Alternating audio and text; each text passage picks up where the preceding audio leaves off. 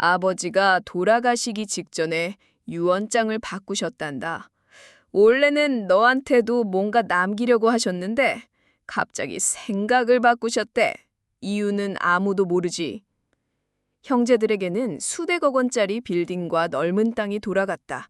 하지만 막내딸인 지혜에게는 고향집 뒷산, 그저 작은 묘지 한 조각만이 남겨졌다. 가족들은 비웃었다. 그래도 아버지가 뭐라도 남기셨네. 묘지라도 받은 게 어디냐? 지혜는 말없이 묘지로 향했다. 아버지의 묘비를 바라보며 손끝으로 글자를 더듬었다. 그곳에는 이런 문구가 새겨져 있었다. 진정한 보물은 땅 속이 아니라 땅 위에 있다. 하늘이 내린 물을 찾아라. 순간 지혜의 마음속에 알 수 없는 파문이 일었다. 아버지는 왜 자신에게만 이런 수수께끼 같은 말을 남기셨을까? 모두가 무의미하다고 여긴 그 산. 그러나 지혜는 묘비명에 담긴 의미를 곱씹으며 결심했다. 그날 이후 그녀는 묘지가 있는 산을 시작으로 주변 산까지 하나 둘씩 사들이기 시작했다. 사람들은 지혜를 이해하지 못했다. 쓸모없는 산을 왜 사? 라는 비웃음이 뒤따랐다. 하지만 지혜는 아버지의 마지막 메시지에 담긴 진짜 뜻을 믿었다. 그리고 그 믿음이 가족들조차 상상하지 못한 놀라운 반전을 만들어내기 시작했다. 서울의 한 고급 아파트 거실이 무거운 침묵에 잠겨 있었습니다. 장례식을 마치고 돌아온 가족들이 모두 모인 자리였죠. 거실 한 구석에 조용히 앉아있는 김지혜, 32세. 막내딸인 지혜를 바라보는 시선들은 차가웠습니다. 큰어머니가 먼저 입을 열었습니다. 지혜야, 너도 이제 30이 넘었으니 현실을 받아들여야 해. 아버지 김태수의 장례식이 끝난 지 일주일째 되는 날이었습니다. 심장마비로 갑작스럽게 세상을 떠난 아버지의 빈자리가 유독 크게 느껴졌죠. 평소 가족 모임에서도 늘 소외당했던 지혜는 이번에도 마찬가지였습니다. 거실 소파에 둘러앉은 가족들 사이에서 지혜만 홀로 떨어진 의자에 앉아 있었습니다. 32살의 지혜는 대기업 마케팅 팀장으로 누구보다 성공한 커리어 음원이었습니다. 하지만 집안에서만큼은 여전히 막내딸에 불과했죠. 위로 오빠가 둘이나 있었습니다. 큰 오빠 김민호는 40살로 대기업 임원이었고 작은 오빠 김진호는 37살의 개업 변호사였습니다. 변호사가 유언장을 꺼내 들었습니다. 가족들의 시선이 일제히 그에게로 상했죠. 지혜도 숨을 죽이며 귀를 기울였습니다. 아버지가 무엇을 남겼을까요?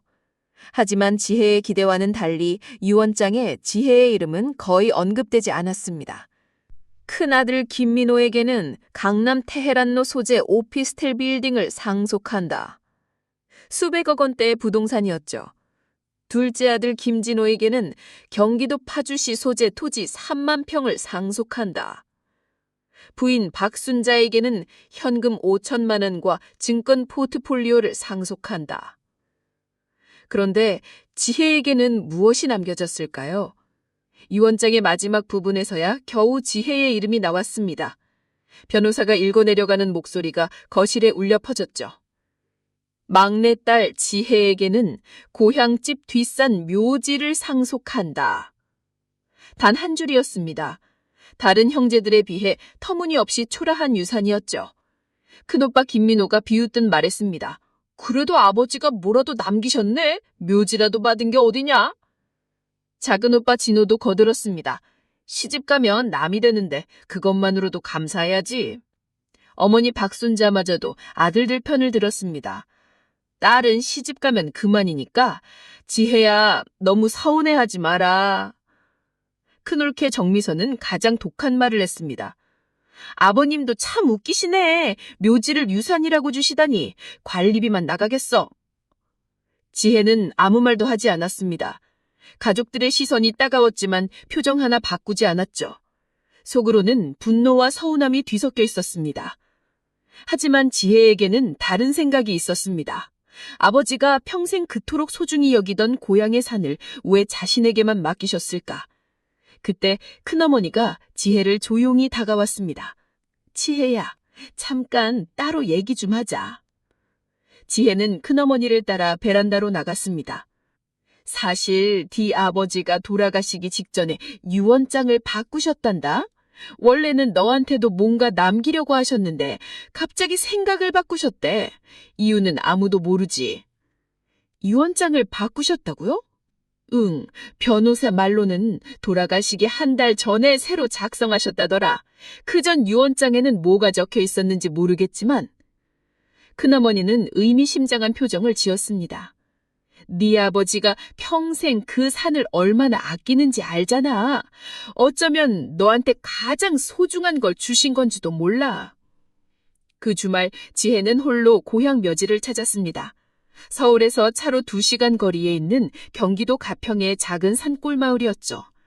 어린 시절 아버지와 함께 성묘를 올 때마다 아버지는 이 산을 유독 사랑하셨습니다.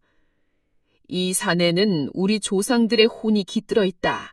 절대 함부로 하면 안 된다. 아버지의 목소리가 지혜의 귀에 생생히 들려왔습니다. 묘지에 도착한 지혜는 아버지의 새 묘비 앞에 무릎을 꿇었고 그리고 묘비명을 천천히 읽어내렸죠. 김태수, 1959년, 2024년, 사랑하는 가족을 위해 평생을 헌신한 아버지이자 남편이었습니다. 하지만 묘비 뒷면에는 다른 글귀가 새겨져 있었다. 진정한 보물은 땅 속이 아니라 땅 위에 있다. 하늘이 내린 물을 찾아라. 순간 지혜의 마음속에 알 수 없는 파문이 일었다. 아버지는 왜 자신에게만 이런 수수께끼 같은 말을 남기셨을까? 그때 뒤에서 누군가 말을 걸었습니다. 지혜 양이구나. 많이 컸네. 지혜가 돌아보니 70대 후반으로 보이는 노인이 서 있었습니다. 죄송하지만 누구세요? 나는 박만수라고 해. 네 아버지와는 어린 시절부터 친구였지. 이 동네에서 나고 자란 토박이야. 박만수 노인은 낡은 가방에서 편지 봉투를 꺼내 지혜에게 건네주었습니다. 네 아버지가 나한테 맡겼어. 너한테 꼭 전해달라고 하시면서 말이야. 편지 봉투에 사랑하는 딸 지혜에게라고 적혀 있었습니다. 지혜의 손이 털리기 시작했죠. 편지를 뜯어 읽는 지혜의 눈에서 눈물이 흘러내렸습니다. 지혜야, 이 편지를 읽고 있다면 아버지는 이미 너희들 곁을 떠났겠구나. 아버지가 너에게 묘지를 물려준 이유를 궁금해하고 있을 거야. 형들은 아버지가 너를 차별했다고 생각할지도 모르겠다. 할아버지, 아버지가 말씀하신 하늘이 내린 물이 뭔지 아세요? 박만수 노인이 지혜를 산 중턱으로 안내했습니다. 이 산에는 예로부터 약수터가 있었어. 조선시대에는 왕실에서도 이 물을 마시러 왔다고 전해져 내려와. 정말요? 그런데 일제강점기 때 일본 놈들이 이 산의 비밀을 알고 개발하려고 했어. 그때 내 증조 할아버지께서 목숨을 걸고 막으셨지. 노인은 계속 이야기를 들려주었습니다. 이 물에는 특별한 성분이 들어있어. 사람의 몸을 치유하는 힘이 있다고 해. 그런데 그 성분이 뭔지는 정확히 몰라. 그럼 지금도 그 약수터가 있나요? 물론이지. 하지만 오랫동안 사람들이 찾지 않아서 풀과 나무에 가려져 있어. 찾기도 쉽지 않고. 지혜의 마음속에서 무언가가 꿈틀거리기 시작했습니다. 아버지의 진짜 뜻을 이해하기 시작한 것이었죠. 그날 밤 지혜는 잠을 이루지 못했습니다. 아버지의 편지와 박만수 노인의 이야기가 머릿속을 떠나지 않았죠. 다음 날 아침 지혜는 연차를 내고 부동산 중개소를 찾았습니다. 이 산 주변 토지를 모두 사고 싶어요. 전부요? 이 일대가 꽤 넓은데? 네, 가능한 한 모두 사겠습니다. 중개사는 의외라는 표정을 지었습니다. 이런 깊은 산골의 땅을 통째로 사려는 사람은 처음 봤거든요. 지혜가 산을 사들이기 시작했다는 소식이 가족들에게 알려졌습니다. 큰오빠 민호가 화를 내며 전화를 걸어왔습니다. 지혜야, 너 지금 뭐 하는 거야? 그 쓸모없는 산을 왜 사? 오빠, 제가 제 돈으로 샀는데 무슨 상관이에요? 상관없긴. 우리 집안 체면이 있지. 그런 시골 땅에 돈을 쏟아붓다니. 작은 오빠 진호도 가세했습니다. 지혜야, 혹시 그 산에서 뭔가 나온다고 생각하는 거야? 금이라도 묻혀 있다고? 그런 게 아니에요. 하지만 지혜는 자세한 설명을 하지 않았습니다. 아직 확실하지 않은 상황에서 섣불리 말할 수는 없었거든요. 큰올케 정미선은 가장 적극적으로 나섰습니다. 여보, 우리가 가만히 있으면 안 될 것 같아. 지혜가 뭔가 알고 있는 것 같다고. 뭘 안다는 거야? 아버님이 왜 하필 지혜한테만 그 산을 주셨겠어요? 분명 이유가 있을 거야. 정미선은 사설 탐정을 고용해서 지혜의 행동을 감시하기 시작했습니다. 법정 소송. 결국 큰오빠 민호와 정미선이 지혜를 상대로 소송을 제기했습니다. 묘지 관리권 분쟁 조정 신청. 그들의 주장은 이랬습니다. 조상의 묘지는 가족 모두의 공동재산이므로 지혜 혼자 독점할 수 없다는 것이었죠. 법정에서 만난 가족들의 분위기는 최악이었습니다. 정미선이 독설을 퍼부었습니다. 처제가 이상해졌어요. 갑자기 그 산에 미쳐서 이상한 짓만 하고 있다고요. 민호도 거들었습니다. 아버지의 뜻을 왜곡하고 있어요. 묘지는 가족 모두가 관리해야 하는 거 아닙니까? 하지만 법적으로는 지혜가 유리했습니다. 유언장에 명시된 상속인이었거든요. 놀라운 발견. 그 와중에 지혜는 지질학자 이준석 박사를 만났습니다. 이 산의 지질을 조사해보고 싶어요. 특별한 이유가 있나요? 지혜는 아버지의 편지와 박만수 노인의 이야기를 들려주었습니다. 이준석 박사는 흥미를 보였습니다. 흥미롭네요. 한번 조사해볼까요? 며칠 후 놀라운 결과가 나왔습니다. 지혜 씨, 이 산은 정말 특별해요. 어떻게요? 지하 200m 지점에 천연 게르마늄 온천수가 흐르고 있고요. 게다가 희귀 광물도 상당량 매장되어 있고요. 게르마늄이요? 네, 항암 효과가 면역력 증진에 탁월한 성분이에요. 이 정도 순도와 양이면 세계적인 수준이라고 봐야 해요. 지혜는 깨달았습니다. 아버지가 말씀하신 하늘이 내린 물이 바로 이것이었구나. 법정에서 지혜는 지질 조사 결과를 공개했습니다. 이 산에는 천연 게르마늄 온천수와 희귀 광물이 매장되어 있습니다. 아버지께선 이미 이 사실을 알고 계셨던 것 같아요. 가족들은 충격에 빠졌습니다. 그럼 그 산이 엄청난 가치가 있다는 말이요? 네, 수천억 원의 가치로 있을 것으로 추정됩니다. 정미선의 얼굴이 사색이 되었습니다. 그럼 아버님이 지혜에게 가장 좋은 걸 주신 거네? 박만수 노인이 지혜에게 더 많은 이야기를 들려주었습니다. 내 아버지가 젊었을 때 이야기를 해줄게. 노인은 낡은 첩 사진첩을 꺼내 보여주었습니다.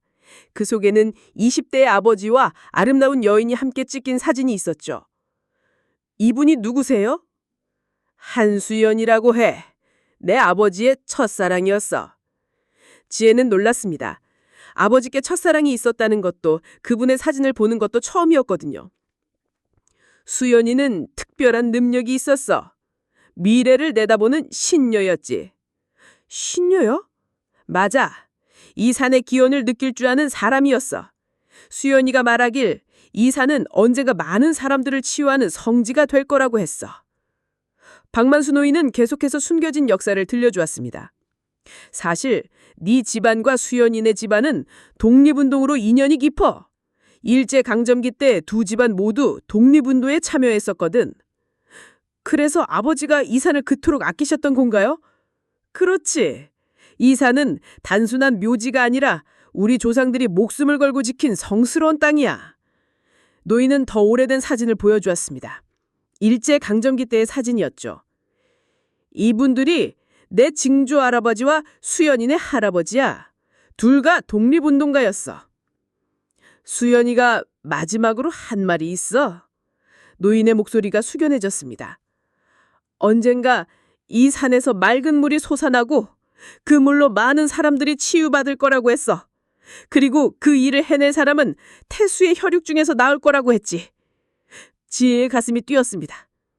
그럼 저를 말씀하신 건가요? 그런 것 같아. 수연이는 또 이런 말도 했어. 진짜 보물은 금이나 은이 아니라 사람의 마음을 치유하는 것이라고 말이야. 그날 밤 지혜는 아버지의 또 다른 편지를 발견했습니다. 박만수 로인이 건넨 봉투 안에 숨겨져 있었죠. 지혜야, 아빠가 너를 가장 사랑한다는 걸 알고 있니? 형들에게는 물질적인 것을 주었지만 너에게는 아빠의 꿈을 물려주고 싶었어. 이 산을 통해 많은 사람들을 도우렴. 그것이 우리 가문이 해야 할 진짜 일이야. 너는 항상 남을 먼저 생각하는 아이였어. 어린 시절부터 상처받은 동물들을 돌보고 어려운 친구들을 도왔지. 그런 너라면 분명 이 산의 진짜 가치를 알아볼 거라고 믿었어. 미안하다, 지혜야. 겉으로는 차갑게 대했지만 그건 너를 더 강하게 만들기 위해서였어. 사랑한다, 내 딸. 편지를 읽으며 지혜는 펑펑 울었습니다. 아버지의 진짜 마음을 이제야 알 것 같았거든요. 지혜는 이준석 박사와 함께 체계적인 개발 계획을 세웠습니다. 환경을 최대한 보호하면서 온천 리조트를 만들보죠. 좋은 생각이에요. 자연과 조화를 이루는 치유 공간으로 만들면 어떨까요? 1년 후 한수연 치유의 숲이라는 이름의 온천 리조트가 열렸습니다. 게르마늄 온천수의 효능이 알려지면서 전국에서 사람들이 몰려들었죠. 특히 암 환자들과 만성질환자들에게 효과가 뛰어나다는 소문이 퍼졌습니다. 리조트가 대성공을 거두자 가족들의 태도가 달라지기 시작했습니다. 큰오빠 민호가 먼저 지혜에게 사과했습니다. 지혜야, 형이 잘못했다.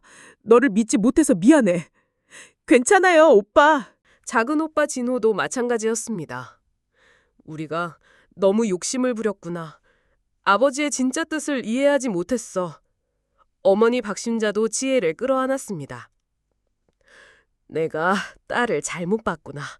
내가 이 집안의 진짜 기둥이었어. 정미선의 몰락과 용서. 하지만 큰올케 정미선만은 끝까지 지혜를 질투하고 방해했습니다.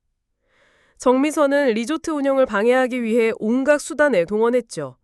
언론에 거짓 정보를 흘리고 환경단체들을 선동하기도 했습니다. 하지만 결국 그녀의 음모가 들통나면서 사회적으로 매정되었습니다. 큰올케 민호와의 사이도 악화되어 이혼 위기에 처했죠. 그때 지혜가 정미선을 찾아갔습니다. 올케 언니, 괜찮으세요? 정미선은 지혜를 보자 눈물을 터뜨렸습니다. 지혜야, 언니가 정말 미안해. 질투와 욕심 때문에 나한테 못된 짓만 했어. 언니도 힘드셨을 거예요. 이해해요. 지혜는 정미선을 따뜻하게 안아주었습니다. 우리 다시 시작해요. 이제는 정말 가족이 되어봐요. 리조트의 성공은 지역사회에도 큰 변화를 가져왔습니다. 일자리가 많이 생겨나면서 젊은이들이 고향으로 돌아오기 시작했죠. 마을에 활기가 돌기 시작했습니다. 지혜는 리조트 수익의 30%를 지역사회 발전기금으로 조성했습니다. 이 땅에서 나온 축복은 이 땅의 사람들과 함께 나누어야 해요. 마을 어르신들이 지혜에게 감사 인사를 전했습니다. 지혜야, 네 덕분에 우리 마을이 다시 살아났구나. 박만수 노인도 뿌듯해했습니다. 내 아버지가 보신다면 얼마나 자랑스러워하실까. 지혜는 특별한 프로그램도 만들었습니다. 독립운동가 후손들에게는 리조트를 무료로 이용할 수 있도록 하겠습니다. 이 소식이 알려지면서 전국의 독립운동가 후손들이 감동했습니다. 한 할아버지가 지혜에게 편지를 보냈습니다. 제 할아버지도 독립운동을 하셨는데 이런 대우를 받다니 눈물이 납니다. 감사합니다. 지혜는 아버지의 뜻을 제대로 이어받고 있다는 확신이 들었습니다. 리조트 확장 공사 중에 놀라운 발견이 있었습니다. 지하에서 조선시대 왕실 유물들이 발굴된 곳이죠. 이것 봐요. 조선 중기 왕실 도장이에요. 고고학자들이 흥분했습니다. 추가 발굴 결과 이곳이 조선 왕조의 비밀 휴양지였다는 사실이 밝혀졌습니다. 왕들이 몸이 아플 때 이곳에 와서 온청욕을 했다는 기록이 있어요. 역사적 가치까지 더해지면서 리조트의 명성은 더욱 높아졌습니다. 문화재청에서 이곳을 문화재로 지정하자는 제안도 했죠. 이제 김가 가족들은 완전히 하나가 되었습니다. 큰오빠 민호는 리조트의 운영을 도왔고 작은오빠 진호는 법무를 담당했습니다. 어머님 박순자는 온천욕 프로그램의 자문 역할을 했죠. 심지어 정미선까지도 마케팅 업무를 도우며 가족의 일원으로 참여했습니다. 지혜야, 우리 가족이 이렇게 단합할 줄 누가 알았겠니? 어머니가 감개무량해했습니다. 아버지가 우리에게 준 진짜 선물은 이 산이 아니라 화합이었나 봐요. 지혜의 말에 모든 가족들이 고개를 끄덕였습니다. 지혜는 한수연 첫사랑 한수연을 기리는 특별한 공간을 종전을 놓습니다. 한수연 치유의 숲이라는 이름으로 명명된 이곳은 단순한 리조트를 넘어선 종합치유 공간이 되었습니다. 숲 곳곳에는 명상 공간과 산책로가 조성되었고 전통 한옥 스타일의 휴식 공간들이 자연과 조화를 이루며 배치되었죠. 박만수 노인이 지혜에게 말했습니다. 수연이가 예언한 대로 되었구나. 이 산이 정말 많은 사람들을 치유하는 성지가 되었어. 리조트가 완전히 자리를 잡자 지혜는 중대한 발표를 했습니다. 기자회견장에서 지혜가 마이크 앞에 섰습니다. 안녕하세요. 한수연 치유의 숲 대표 김지혜입니다. 저는 오늘 여러분께 중요한 약속을 드리고자 합니다. 지혜의 목소리에 힘이 실렸습니다. 앞으로 이 리조트에서 나오는 수익의 반을 사회에 환원하겠습니다. 기자들이 술렁거렸습니다.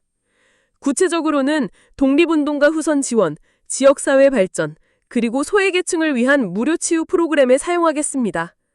박수가 터져나왔습니다. 제가 이 땅을 물려받은 것은 단순한 우연이 아니라고 생각합니다. 이것은 아버지가 그리고 조상들이 적에 맡기신 사명이라고 생각합니다. 그날 밤 지혜는 홀로 아버지의 묘소를 찾았습니다.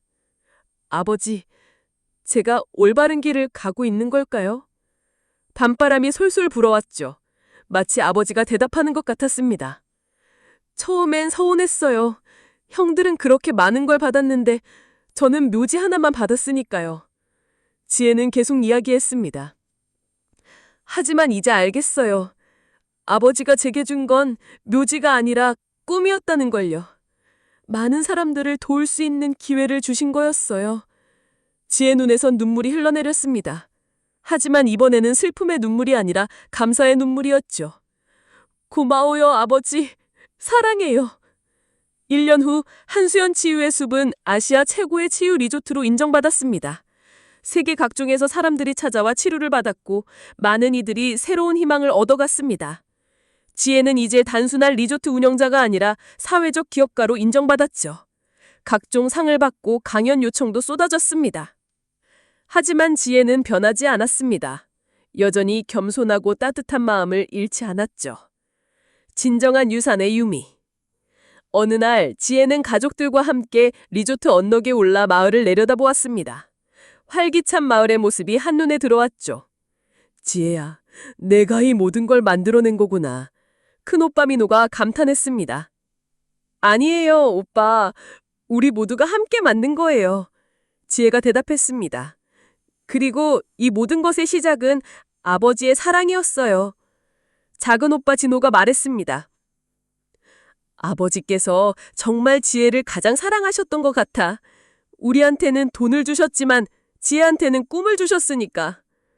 어머니 박순자가 지혜의 손을 잡았습니다. 지혜야, 엄마가 미안해. 그동안 너를 제대로 봐주지 못했어. 괜찮아요, 엄마. 이젠 우리는 진짜 가족이에요. 박만수 노인이 지혜에게 마지막 이야기를 들려줬습니다. 지혜야, 내 아버지가 마지막으로 한 말이 있어. 뭐라고 하셨어요? 지혜는 분명 이 산의 진짜 가치를 알아볼 거라고 하셨어. 그리고 그 가치는 돈이 아니라 사람들의 마음을 치유하는 것이라고 말이지. 노인은 계속했습니다. 내 아버지의 진짜 유산은 이 산도 온천수도 아니야. 바로 사랑과 화합, 그리고 남을 위해 베푸는 마음이었던 거지. 지혜는 깊이 고개를 끄덕였습니다. 할아버지, 저도 이제 알겠어요. 진정한 보물이 뭔지. 그래, 진정한 보물은 마음속에 있는 거야. 해가 저물어가는 리조트 풍경이 아름다웠습니다. 온천에서 나오는 따뜻한 김이 저녁 노을과 어우러져 환상적인 광경을 연출했죠. 지혜는 생각했습니다. 아버지, 저는 행복해요. 그리고 이제 정말 알 것 같아요. 아버지가 제게 주신 진짜 선물이 뭔지. 그것은 바로 사랑이었습니다. 가족을 사랑하고 이웃을 사랑하고 나아가 모든 사람을 사랑할 수 있는 마음이었죠. 지혜는 아버지의 묘비에 새겨진 글귀를 다시 한번 떠올렸습니다. 진정한 보물은 땅속이 아니라 땅 위에 있다. 이제 그 의미를 완전히 이해했습니다.